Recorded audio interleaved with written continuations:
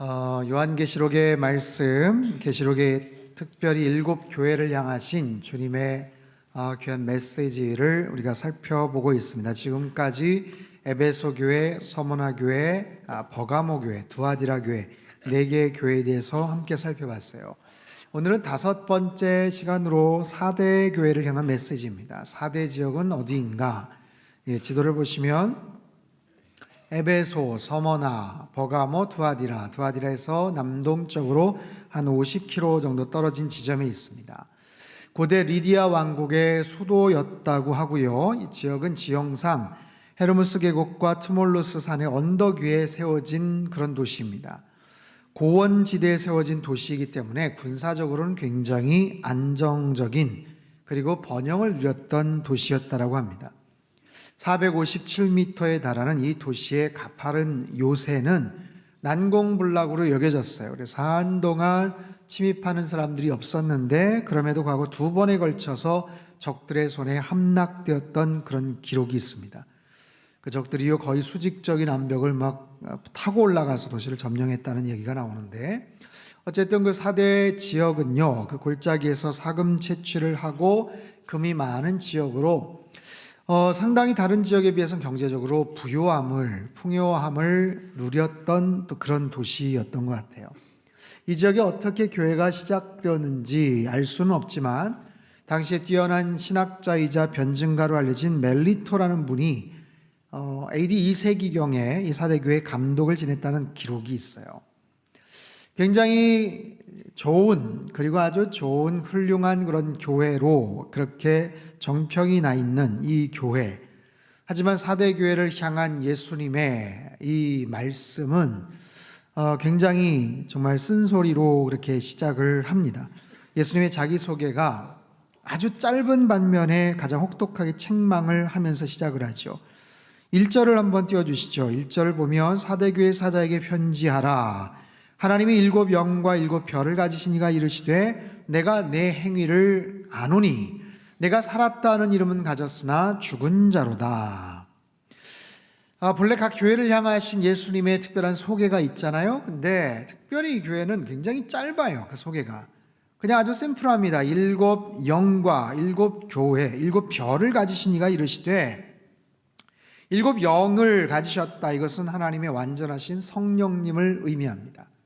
7 별을 가졌다. 이것은 가고오는 세대의 모든 교회의 주권자가 되신다라는 그런 의미를 갖고 있어요. 가장 완벽한 성령님께서 모든 세대의 모든 교회를 지켜보고 계시고 주관하고 계시고 소유하고 계시는 분이시다. 그 교회를 향하신 통찰력과 또 불꽃 같은 눈동자로 그 교회의 모든 진상을 정확하게 꿰뚫어 보시는 분이시다. 그런 의미입니다. 그런 분이 이 교회를 향해서 뭐라고 말씀을 하시는가? 내가 너의 행위를 안다. 내가 안다. 계시록의 모든 교회마다 등장하는 표현, 내가 안다.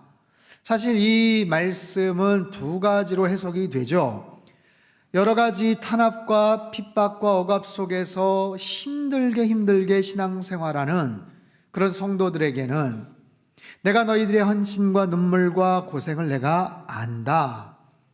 얘들아, 내가 너희들의 수고를 내가 다 알아. 힘들지? 너무 속상하지? 억울하지?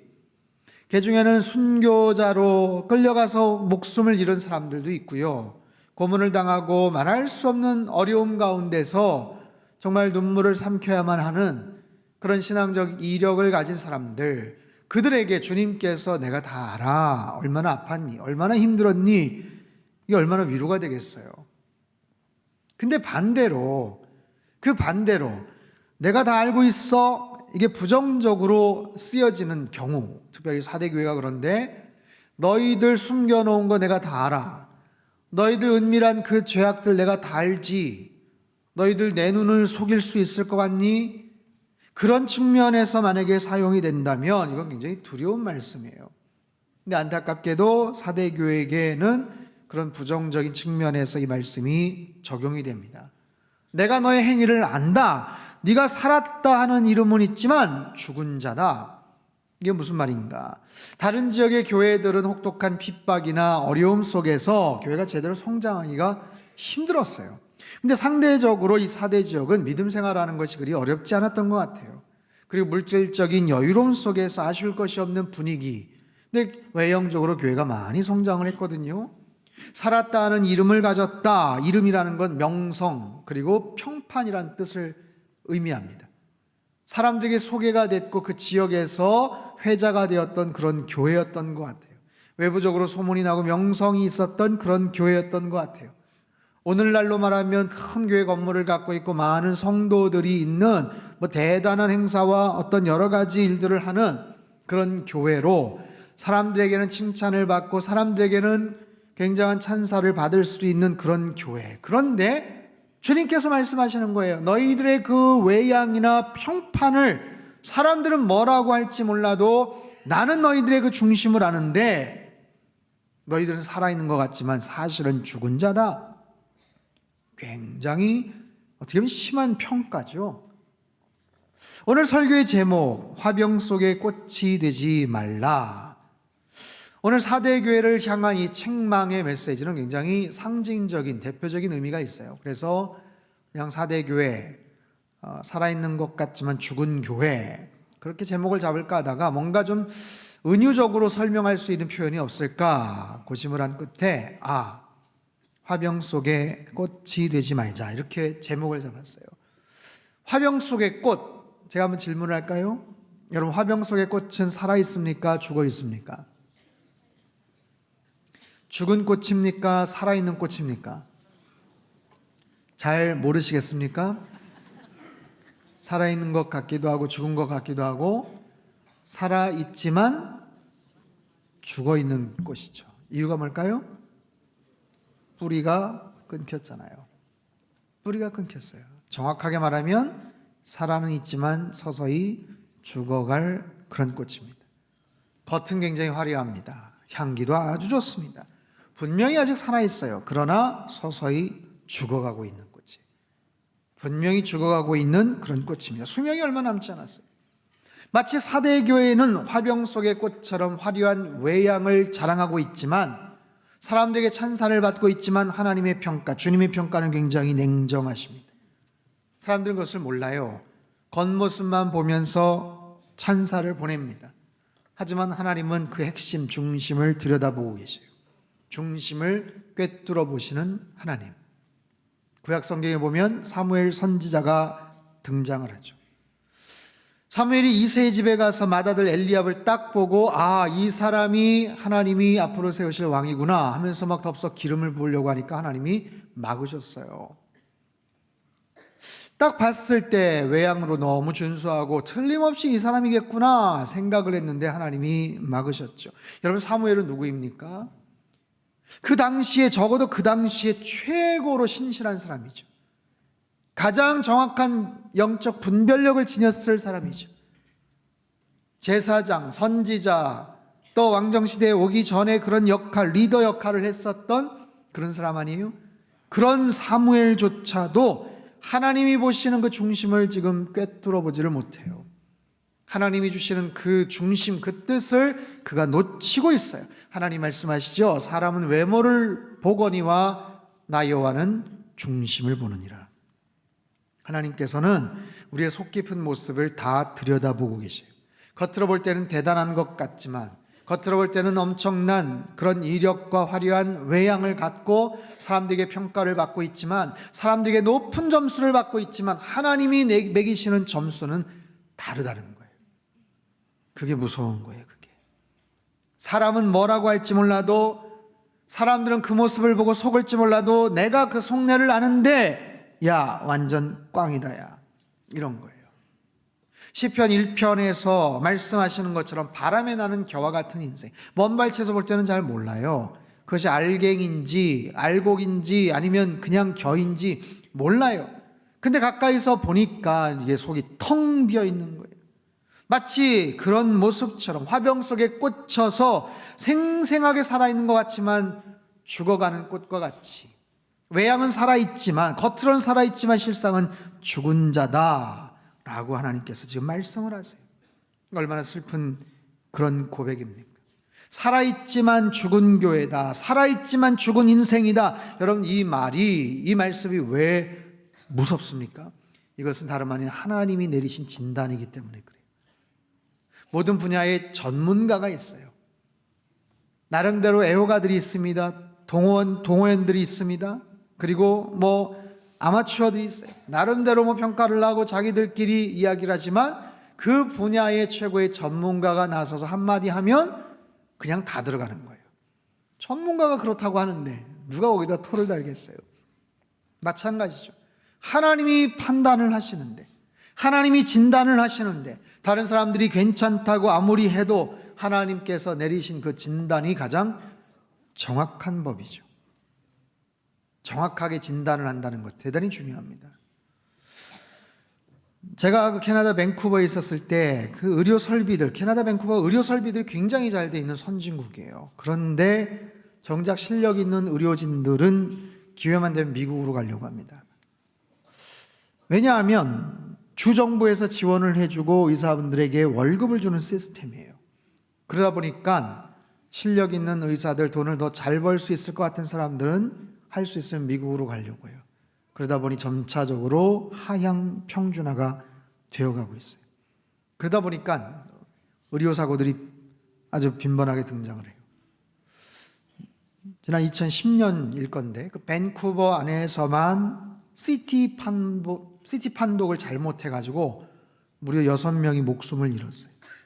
그 판독을 제대로 못한 거예요. 정확하게 했어야 되는데 제대로 못해서 6명이 목숨을 잃었습니다. 저희 교회 한 여자 집사님, 배가 늘 더부룩해서 병원에 가보면 괜찮다고, 약 먹으면 나을 거라고. 또 지나고 나서 또 가보면 그냥 괜찮다고, 약 먹으면 나을 거라고. 근데 아무리 봐도 이상한 거예요. 속이 갈수록 이상해요. 하도 답답해가지고 한국에 직접 와서 진료를 해보니까 이미 암이 다 퍼져버렸어요. 2개월 만에 세상을 떠나셨습니다. 여러분, 오진을 한다는 것 얼마나 무섭습니까? 멀쩡한 사람이 있는데 큰일 났다고 하면서 수술 받아야 된다. 오진이죠. 반대로 응급 환자인데 아무렇지도 않게 그냥 약 처방을 한다. 그것도 위험한 일이죠. 그러면 안 되지만 사람이기 때문에 실수를 하고 착오를 하더라고요. 하지만 그럼에도 하나님께서는 정확하게 진단을 하셔요. 가장 정확하신 눈으로 우리의 상황을 모두 감찰하십니다. 우리 한 사람 한 사람, 우리는 어떤 무리, 어떤 군중, 어떤 공동체 안에 섞여서 살 때 거기에서 사람들에 의해서 상대적인 평가를 받기도 하고 그래요. 근데 하나님은 우리의 머리부터 발끝까지 정확하게 스캔을 하세요. 우리가 살아온 과거서부터 현재, 앞으로 살아갈 미래까지 정확하게 꿰뚫어 보실 수 있는 그런 하나님, 그런 눈을 가지시고 우리를 판단하시고 진단을 하세요. 안타깝게도 4대 교회를 향한 그 진단, 그래서 굉장히 부정적인 결과가 나왔어요. 아주 심각한 결과가 나왔어요. 어떻게 할까요? 어떻게 할까요? 하나님이 바라보시는 그 정확한 그 진단, 하지만 그 무서운 결과 앞에 우리는 어떻게 해야 될까요? 하지만 다행스러운 것은 하나님은 정확하게 진단을 하시고 모든 상황을 분별하시는 분이시지만 동시에 그렇기 때문에 거기에 대한 정확한 해결책도 갖고 계시는 분이세요. 아무리 어려운 어떠한 절망과 실패와 힘든 고통의 그 끝자락에서도 하나님은 끌어올려서 건져내실 수 있는 분이십니다. 그 절망의 끝자락에서도 소망으로 연결시켜 주실 수 있는 그런 하나님이세요. 그 어떤 중병의 환자라도 살리실 수 있는 분이시고요, 그 어떤 흉악한 죄인이라도 용서하실 수 있는 그런 하나님이신 줄 믿으시기를 바랍니다. 문제에 대한 정확한 해법을 갖고 계시는 분이 냉정하게 아주 정확하게 진단을 내리시지만 살 수 있는 방법도 알려주시는 거예요. 자, 2절과 3절 말씀을 우리 같이 한번 읽어볼까요? 시작. 너는 일깨어 그 남은 바 죽게 된 것을 굳건하게 하라. 내 하나님 앞에 그러므로 내가 어떻게 받았으며 어떻게 들었는지 생각하고 지켜 회개하라. 만일 일깨지 아니하면 도둑같이 이르리니 어느 때에 내게 이르는지 내가 알지 못하리라. 자, 어떻게 해야 될 것인가? 1절의 이 진단 앞에 어떻게 해야 될 것인가? 사대교회는 어떻게 해야 될 것인가? 2절 3절에서 해법을 말씀하셔요.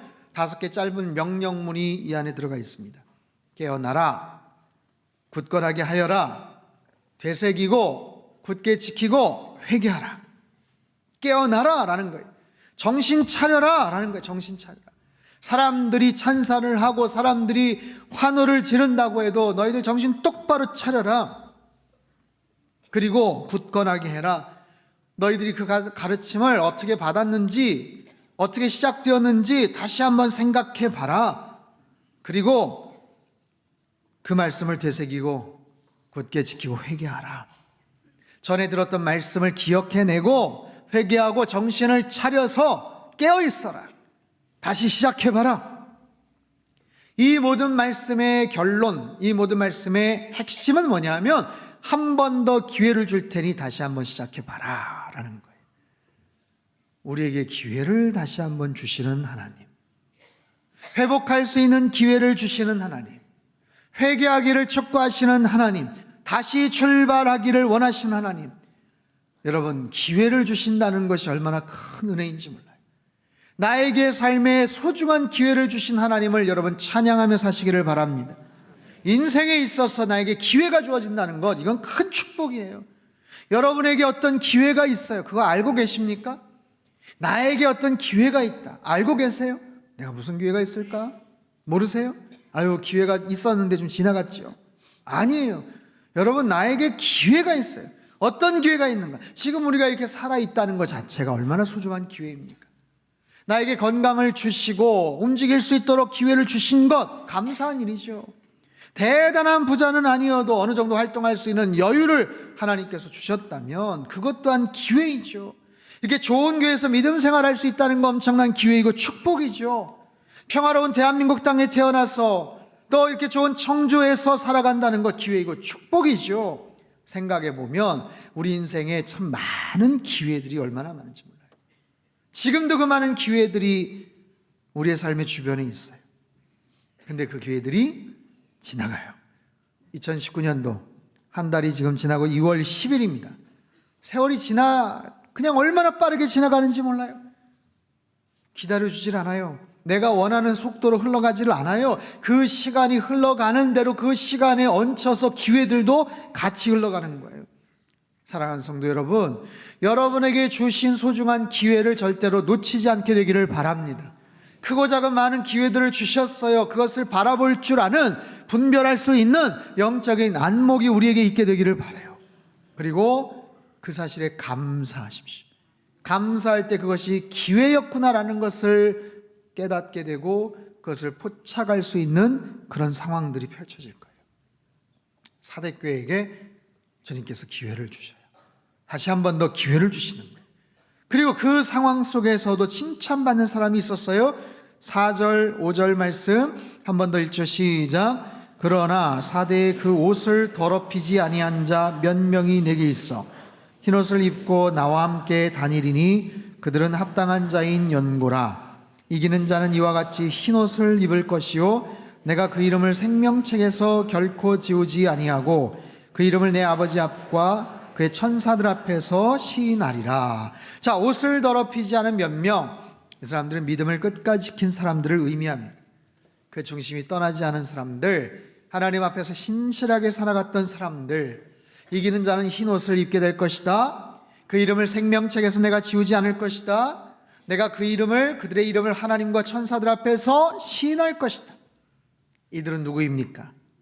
자신들의 옷을 더럽히지 않은 사람들. 옷은 성결함을 의미해요. 옷은 거룩함을 상징합니다. 당시의 세속적인 문화에서도 자신들의 믿음을 지켰던 사람들, 세상의 여러 가지 압박과 황제의 그런 여러 가지 강압적인 핍박 속에서도 끝까지 충성 헌신했던 그런 사람들을 내가 지켜줄 것이다. 그들의 이름을 내가 생명책에 기록해 놓을 것이다 라고 말씀을 하세요. 그들의 이름이 하늘나라 생명책에 기록되었다는 것, 여러분 그것이 얼마나 영예스러운 일이에요. 운동하는 선수들, 영화인들 나름대로의 명예전당이라는 것이 있어요.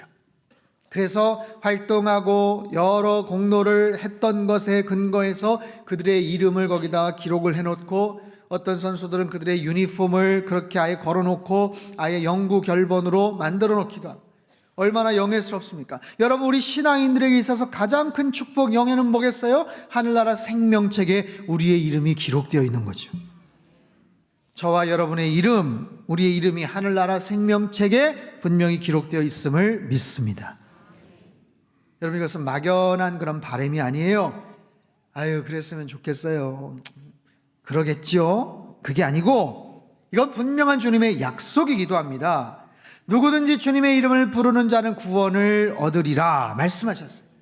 영접하는 자, 곧 그 이름을 부르는 자는 하나님 아버지의 자녀가 되는 권세를 주셨다 말씀하셨어요. 부활이요 생명 되신 그 주님을 믿는 자는 죽어도 살 것이고, 살아서 그를 믿는 자는 영원히 죽지 아니하리라 말씀하셨어요. 우리의 이름이 그 생명책에 기록되어 있음을 여러분 분명히 믿으시며 사시기를 바랍니다. 이름이라는 것은 얼마나 소중합니까? 그 이름, 우리의 이름. 우리가 살아오면서 많은 사람들을 만나게 됩니다. 사람들의 이름을 기억합니다. 시간이 지나도 떠오르는 그 이름이 있어요. 얼굴이 있어요. 오랜 시간이 지났지만 떠오르는, 생각나는 이름이 있어요. 물론 부정적인 측면에서 떠오르는 이름도 있습니다.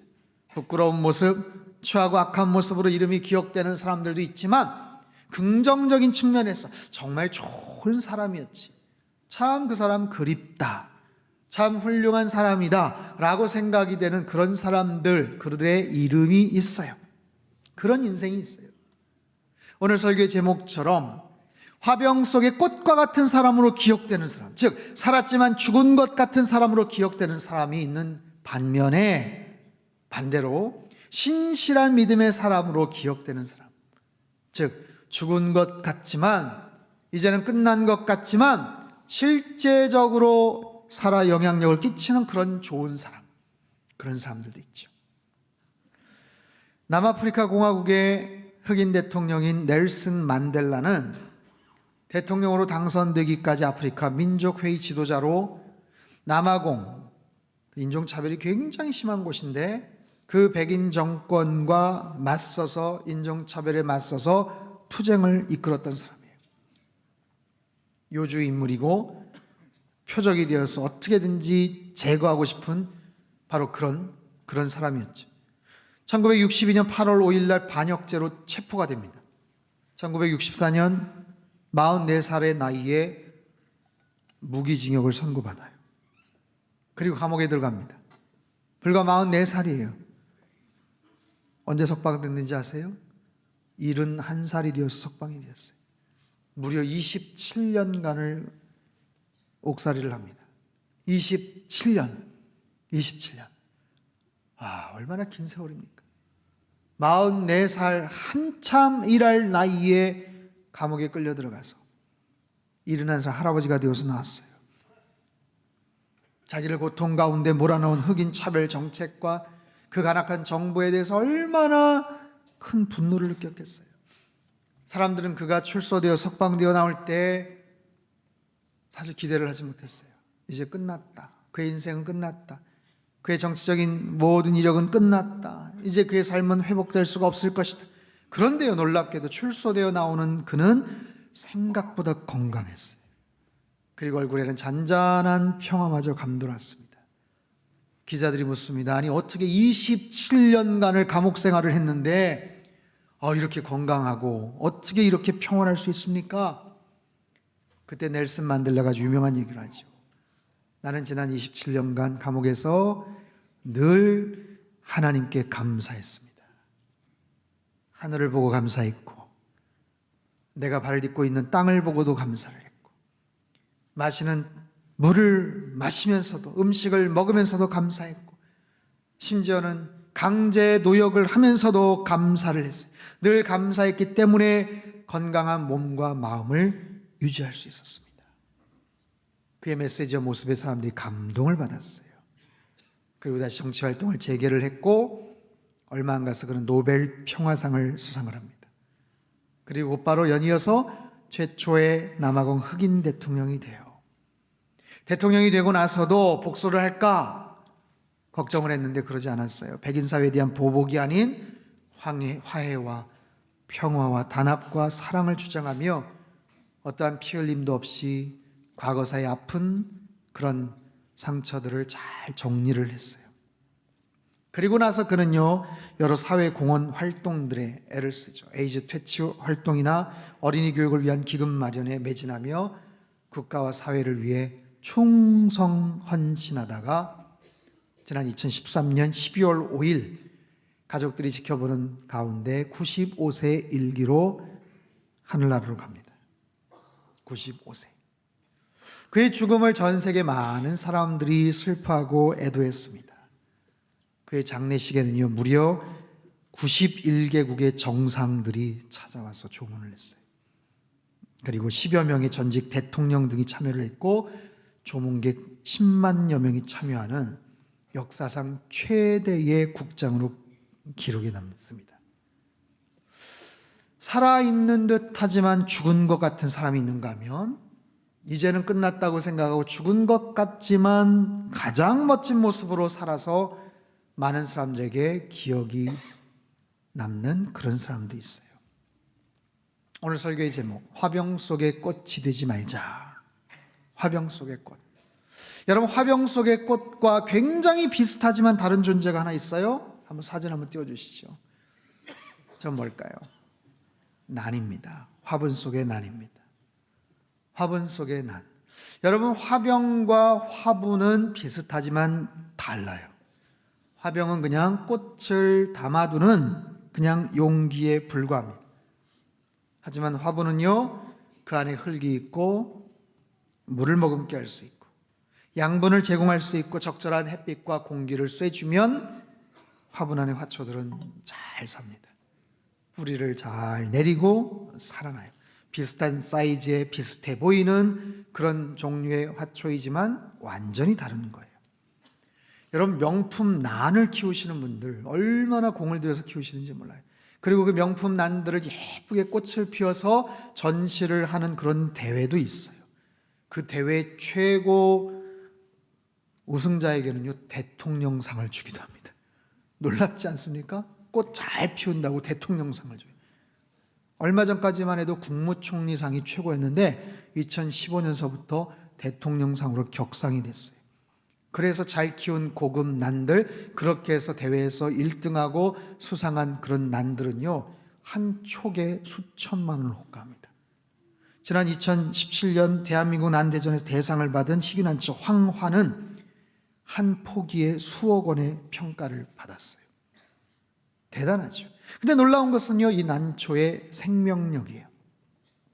제가 대전에 있을 때 한 집사님 댁에 신방을 갔어요. 지금 이제 장로님이 되셨는데 이분 댁에 갔더니 집에 화초가 굉장히 많더라고요. 화초를 정성껏 키우시는 분인데 여러 가지 이야기들을 하시면서 설명을 해주시는 거예요. 근데 그 중에 목사님, 제가 여기서 제일 공을 들여서 키운 화초가 하나 있어요. 저 가운데 보이는 저 화초입니다.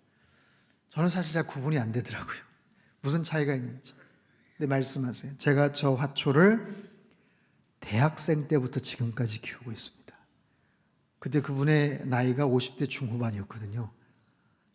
30여 년을 키웠어요. 30. 아니, 어떻게 그렇게 30년 동안 자라는지. 이분이 그 약사셨는데 얼마나 꼼꼼하게 세심하게 정확한지 몰라요. 마치 사랑하는 반려동물을 기르듯이 여러 번 이사를 다닐 때나 아니면 여행을 다닐 때도 어떻게든지 지극정성으로 그 화초를 관리해서 죽지 않게 계속해서 키우신 거예요.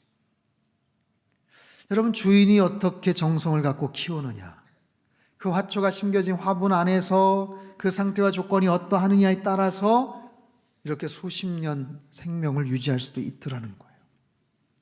화병 속의 꽃이 아니라 화분 속의 고급 난입니다. 잠깐 뽐내다가 화려하게 관심을 끌고 사라져버리는 그런 화병 속의 꽃, 그런 인생이 되어서는 안 되겠죠. 살아있는 듯 하지만 이미 죽어있는 그런 인생, 그게 아니라 오히려 화분 속의 난과 같이 그 뿌리를 진리의 텃밭 되시는 예수 그리스도 안에 깊이 내리고 주님으로부터 좋은 말씀과 생명의 자양분을 공급받으며 하나님의 사랑을 듬뿍 받으며 살아가는 그런 인생, 나에게 주신 그 사랑과 그 믿음을 끝까지 지키는 그런 인생, 그렇게 이 땅을 신실하게 살다가 주님 앞에 갔을 때 흰옷을 입고 생명책에 이름이 새겨져서 영생복락을 누리는 그런 인생으로 사실 수 있기를 주님의 이름으로 축원합니다. 화병 속의 꽃과 같은 존재가 아니라 화분 속의 난과 같이, 살아있으나 죽은 인생이 아니라 죽은 것처럼 보이지만 그 믿음과 중심이 서슬퍼렇게 살아있는, 하나님으로부터 분명하게 인정받는, 왕성하게 활동하고 대단히 화려해 보이는 그런 모습을 갖고 있지만 하나님이 보실 때는 속이 차지 않았다라고 말씀하시는 그런 존재가 아니라, 육체적으로는 힘들고 건강도 쇠약하고 나이도 많고 뭐 대단한 일들을 하실 수 있을까 싶지만 오히려 그 중심이 주님으로 완전히 똘똘 뭉쳐 있어서 하나님으로부터 칭찬받는 그런 인생, 여러분 그런 인생으로 사실 수 있기를 바랍니다. 저는 이 말씀을 보면서 우리 상당교회를 생각을 해봤어요. 우리 상당교회는 어떤 교회로 하나님 앞에 인정을 받고 평가를 받을까? 4대 교회가 그 외양이 화려한 만큼 사람들에게는 그런 명성과 칭찬을 받았지만 하나님으로부터, 주님으로부터는 그런 정말 아픈 평가를 받았던 것처럼 혹시 우리 교회가 그런 모습으로 그렇게 나아가면 안 될 거 아니에요. 외양만 그냥 근사하고 번듯한 그런 교회가 아니라 우리 교회의 중심이 주님 앞에 분명하게 붙잡혀져 있는 그런 교회, 예배가 중심이 된 선교하는 그런 교회, 하나님의 마음을 기쁘시게 하는 그런 교회, 우리 교회를 통해서 지역사회를 행복하게 만드는 선교적, 시대적 사명을 감당하는 그런 교회로 주님 앞에 인정받고 쓰임받게 되기를 주님의 이름으로 축복합니다. 기도하겠습니다. 살아계신 하나님 아버지, 우리 인생을 주님께서 판단하시고 진단하실 때 4대 교회와 같이 화병 속의 꽃과 같은 그런 인생, 살아있는 것 같지만 죽은 것 같은 그런 교회, 그런 인생 되지 않게 하여 주시옵소서. 화병 속의 꽃이 아니라 화분 속의 난과 같이 정말 깊은 믿음의 뿌리를 주님 앞에 내려드리고 하나님 우리의 중심을 주님께 올려드리며 주님 앞에 칭찬받는 그런 인생 되게 도와주시옵소서. 우리 상당교회가 예배가 중심이 된 선교하는 교회가 되게 도와주시고 하나님의 마음을 기쁘시게 하는 시대적 선교적 사명을 감당하는 그런 귀한 교회로 쓰임받게 하여 주시옵소서. 존귀하신 예수님의 이름으로 기도하옵나이다. 아멘.